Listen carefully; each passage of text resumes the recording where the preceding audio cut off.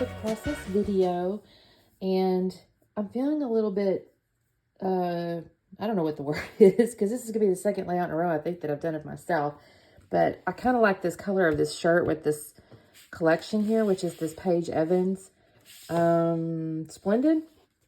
I kind of thought it looked kind of like it went with it, so that's what we're going to do, and I'm just going to get over myself, I guess. Let me show you the layout I'm kind of inspired by here.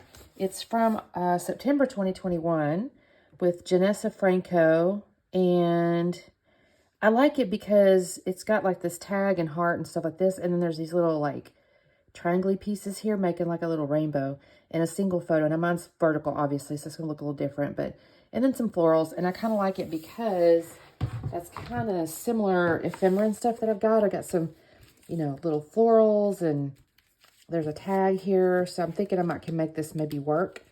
Bunch of little florals here, so we shall see. And then I do have some puffy, shiny, like titles here that I think I can make work. So what I have, and I have this little cardstock, which is nice. So I can use this cardstock, and then obviously I have multiple colors here, right? So I can kind of come in. This looks really pretty. I think I might bring this down a little lower just because my picture's longer. We'll see. That's kind of pretty. Something like this maybe is my thinking. And I'll have, you know, write my little story here. This is an event I went to, blah, blah, blah. So I think that's what I'm going to do. Let me get to cutting and started, and we'll come back on soon. Thanks. Talk soon. Okay, so I've already cut the I've cut 3 triangles. You can see them. I've got the hot pink, the floral, and then I'm now doing this yellow. And basically the way I did it is I took the hot pink, and I put that first. I measured kind of into 6 inches into the paper, and I put it, and then I just measured like 2 inches short of the other ones or whatever to kind of cut the triangles. Now, what I realized though after I did that is that the triangles weren't coming down far enough into the paper. So I'm going to use washi tape, although y'all can see me struggling with this dang washi tape because I've got that paper and it's just moving and moving. And I finally realized, Christine, tape that down. Y'all, sometimes I know I'm not dumb. I know I'm not, but sometimes I do dumb things. Let me just say. So anyway, I taped down my paper there so I could put this washi tape, and because I kind of trying to tuck it up underneath, you know, the hot pink page there, or a piece of paper. And I did scuff the edges, by the way, of the triangles, so they got a little texture to them.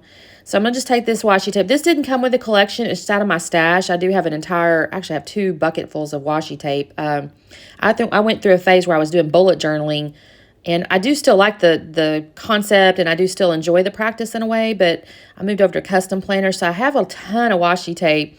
I do still use washi tape, but because it's in an actual planner anymore, I don't use it as much as I used to on my planners. So I do try to pull it out on my scrapbook pages now and again. So again, I'm fighting this washi tape, but it ends up going all right eventually. I'll get it down there eventually. But I did add that as kind of a, you know, base to extend my triangle a little bit. And then I just kind of, you know, cut the edge here, and that's going to, the bottom down there is going to end up covered up anyway. So I don't know why I didn't have to be too particular, but I didn't know it really at the time. So anyway, I'm going to fold that over. I'm going to tear that off, all that things, blah, blah, blah. And next thing I'm going to kind of do is get my photograph, and I haven't mounted it yet, but I'm going to take the extra pages from the, you know, where I had cut the triangles, and that's what I'm going to use for my photo mat. So I'm going to use this little diamond piece here as the first photo mat. Y'all, I have to admit, I put it down here, and I go to cut it, and I get it really bad crooked, and I end up having to use another piece of that paper, so it kind of hurt my feelings. I wasted a piece of that, but it's okay. I use the diamond first, and then I use the little darker blue with the polka dots underneath there. And then I'm just going to scuff the edges of the photo mats here. And then I'm going to put that down there on a little bit of a wonk. Now, again, the original had a horizontal or like a little bit smaller picture. And mine's a vertical, of course, but it's going to go down there a little bit of wonk. And then I'm just going to take my little bit of florals here and just kind of figure out how are these going to lay. I put this little lemon up there. It's going to end up getting moved just around a little bit in the sense of like it's right now I've kind of got it's underneath the photo. I ultimately will actually have that lemon kind of poke around the corner on the top up there, so it'll come over the photo. But I do put my little bird up there, and then I'm going to end up finding a leaf in a minute. But down in the lower right corner, I'm just going to kind of build my cluster down here with the tag, and I'm going to take some florals and kind of build that out. And then I have this little typewriter here, and I thought that was kind of cute, actually. And I put that on top of the tag. I like the little index card looking thing. I think it says like good stuff, but I don't end up using it. I thought about trying to use it as a story, but I just ended up not using it. So it sets aside. So I'm going to put that back in my stash. Actually, there's like 2 little cards I am sticking back in my stash. They just don't work, so that's okay. Which, because the original layout anyway had the journaling kind of underneath the photo, and I do end up doing that. All right, so I've got me some florals going up there. I'm actually going to switch out that flower, though. I do leave the green leaf that you're seeing. But that bigger blue flower, I actually moved down. So I'm going to end up moving the florals. I kind of have the general sense of where I want things, but the flowers themselves are going to get kind of moved here and there because I do kind of just reorganize. Because I think I realized I'm going to need a cluster on the side of the photo, and I don't think I had it originally. There we go. So that gets set there, but I'm going to end up moving it again. So yeah, there we go. Again, I actually kind of move these flowers back and forth a little bit. I'm looking to try to balance both the color and the size. That's what I'm trying to do here. And I really didn't want 2 of the same color next to each other. You know, just one of those things where you're trying to make, you know, variety and things like that. And then that little sprig goes up there. I actually really like how these clusters turn out for the little bit of ephemera that I had. I think it turned out really cute. I did take and put foam underneath the bird, and I put foam underneath Wonderful. You'll see that in just a minute. And I put foam underneath the story, the little typewriter.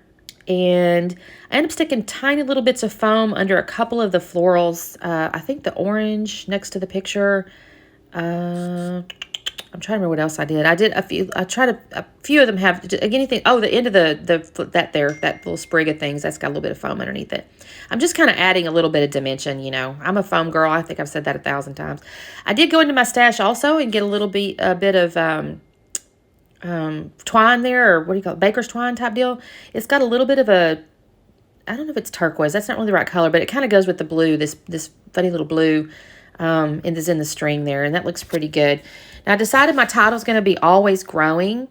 And the point of this, I don't know if I told you guys at the beginning. I'm sorry I didn't go back and listen. But this photo, I took it when I was at an event. It's a business event for my side hustle. And there's always like personal development is stressed.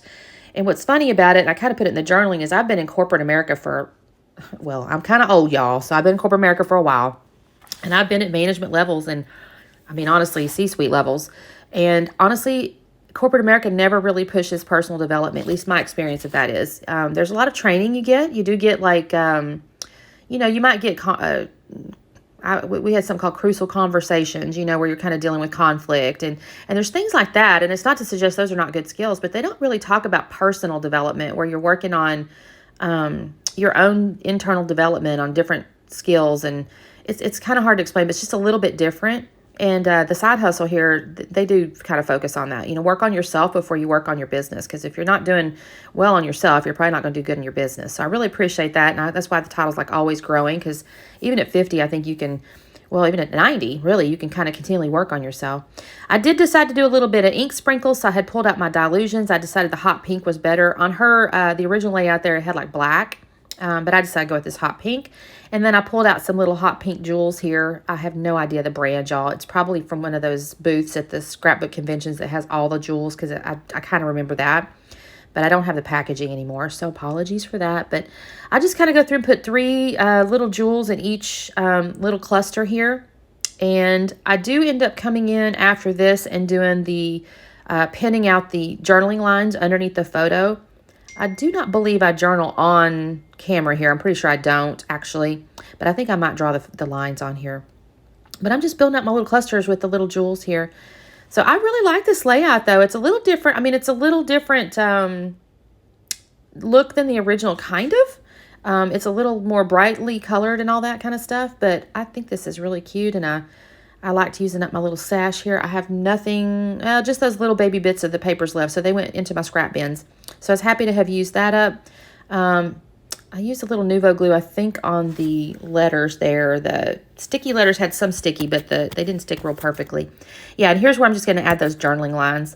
So I just add a few little black lines here. And again, I won't journal on camera because you don't really need to sit there and see me, write out a story or whatever. I don't even know if it's in the pictures, to be honest with you. Maybe not. But you'll see that close up in just a second. And here you go. Slow down. Thank you guys so much for watching. I guess I will see you, what day is this one going up? Maybe Thursday. So theoretically on Sunday, you should see a Scrap Lift Crafternoon. And we will see you next time. Don't forget to subscribe. And don't forget to check out my Instagram at Scrapping Harden. All right. Talk soon. Bye-bye.